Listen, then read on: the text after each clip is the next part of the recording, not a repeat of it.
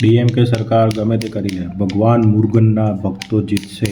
બોલો, ચૂંટણી ભક્તિ બધું એકદમ ઇન્ટરકનેક્ટેડ જ છે. તમારે આ બધું વિચારવું પડે, બરાબર. ભગવાન મુરુગનને એ ટાઈમે ખબર હતી કે મારા ચૂંટણી થશે ને જ્યારે 2026માં તમારું નામ લઈને લોકોને વોટ માટે ઉશ્કેરણી કરવામાં આવશે એવું મારું માનવું છે. પણ એવું ઉશ્કેરણી તો જરાય નહીં કરતા, ખાલી સરકારને કહે છે કે ભાઈ જો એટલે તમે આના ભક્ત હોય ને તો તમારે વોટ આપવો પડશે ભાઈ એમ. એટલે આ તમને પેલું કનેક્ટ કરી દે, જોડકા જોડી દે, તમારે જોડવા કે ના જોડવાય.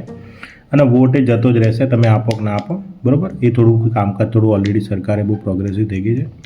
વોટિંગ માટે તો બહુ સારા એવા કામકાજ કરી લીધા છે. મશીનો બહુ અત્યાધુનિક છે, બરાબર.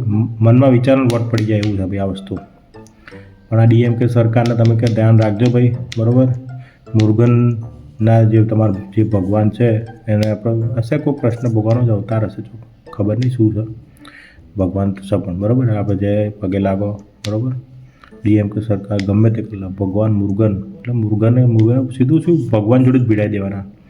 તમે ચો પાર્ટી ચા ભગવાન, અને ભગવાન જોડે તો આ ભાઈ છે જ, આ ભાઈનો તો ડાયરેક્ટ કનેક્શન છે, બરાબર. એટલે સીધું તમે ભગવાનને સરકાર ભીડાવો તો કોણ જીતે? ભગવાન જ જીતે. ભગવાનવાળી પાર્ટી જીતી જાય, બરાબર. ભણેલા ગણેલા પબ્લિક હશે તો સમજશે, નકર જય છે ક્યાં જશે એ તો ખબર નહીં, જશે ચોક ખરી. એટલે આ વસ્તુ ધ્યાન રાખો.